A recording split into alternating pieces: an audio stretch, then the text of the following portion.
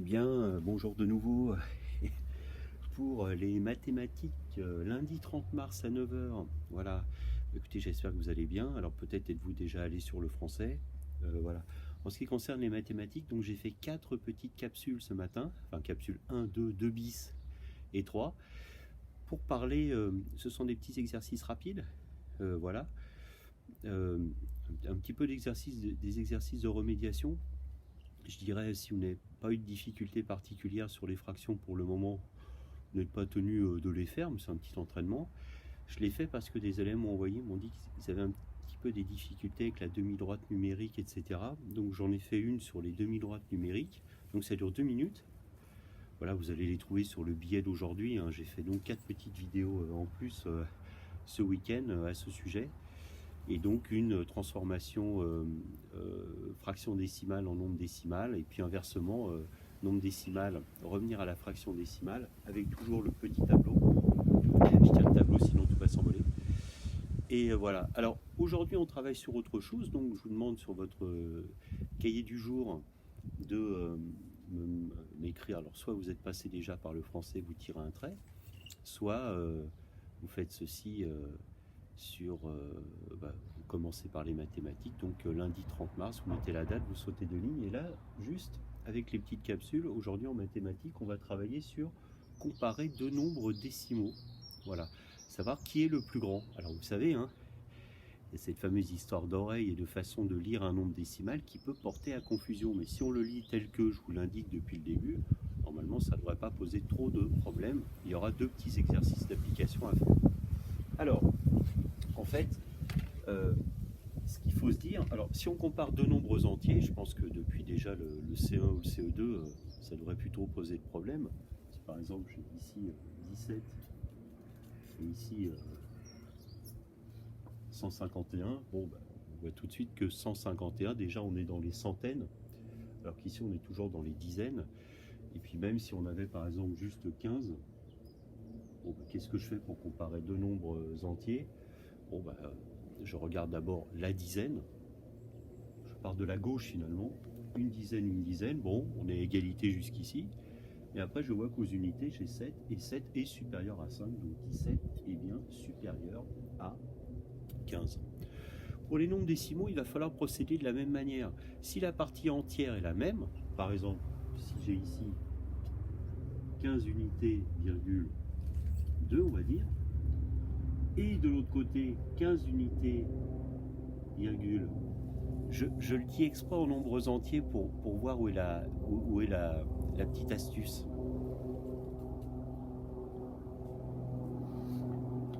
Si je lis vraiment de manière, comme on le dit, de manière familière un petit peu, 15,2 et 15,195. Oh là là, 195 c'est plus grand que 2, donc 195 va être supérieur. Oui, mais attention, je rappelle que il faut agir avec la même méthode. Si je regarde les dizaines, une dizaine.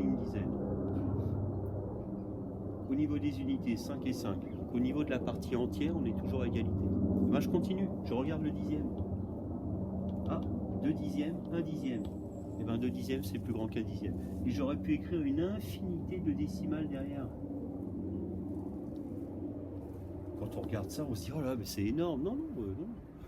Là, on est au dixième, centième, millième, 10 millième, 100 millième, 1 millionième, 10 millionième, 100 millionième, 1 milliardième. D'accord, non, c'est très petit. Bon, ça n'a plus trop de sens d'ailleurs. D'accord. Alors, je peux aussi l'écrire ici, hein, regardez. 15 unités et 2 dixièmes. Et ici, alors je vais m'arrêter là. 15 unités et 195 millièmes. Vous vous souvenez que je peux ajouter des zéros ici? C'est juste, il s'agit juste de faire de la monnaie. Eh bien, tiens, regardez. Je peux dire que mon 15 unités et 2 dixièmes, c'est aussi 15 unités et 200 millièmes. D'accord? Et là, quand on regarde au millième, on voit que je l'ai 200 millièmes et que j'ai 195 millièmes, donc éventuellement, ça me permet aussi de comparer. Mais moi, je vous invite à faire simple. On regarde d'abord la partie entière, si elle est égale, on regarde le dixième.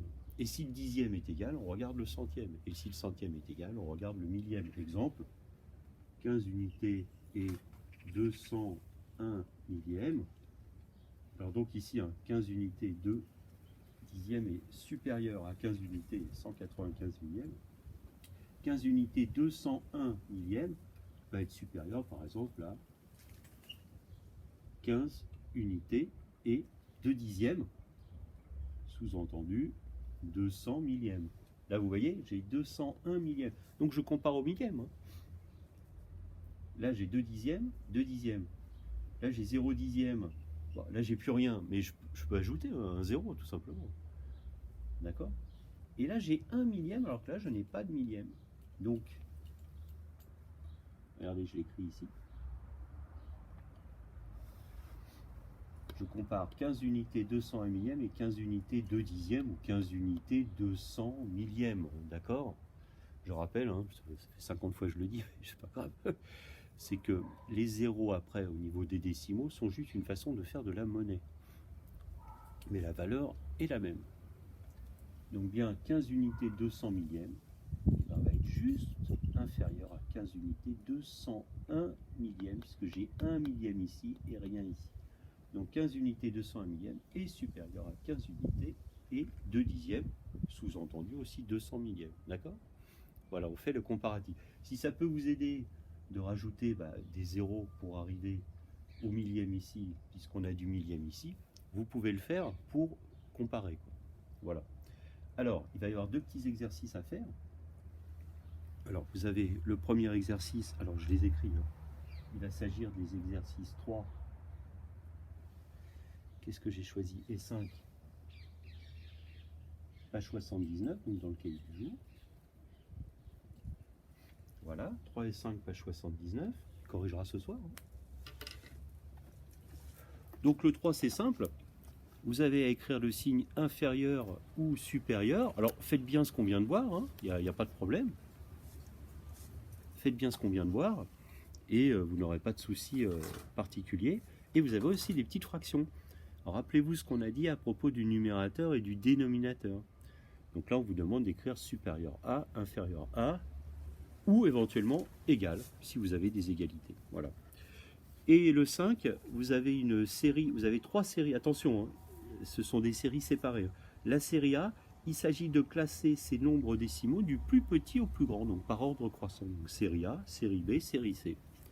Voilà, c'est tout pour les mathématiques. Eh bien écoutez, je vous souhaite bon courage pour cette, ce lundi, ce démarrage de 3e semaine de confinement. Ça passe, n'empêche. C'est fou ça. Et puis on se retrouve, écoutez, soit pour le français, soit tout à l'heure pour la correction des exercices de mathématiques. Allez, à tout à l'heure, bon courage.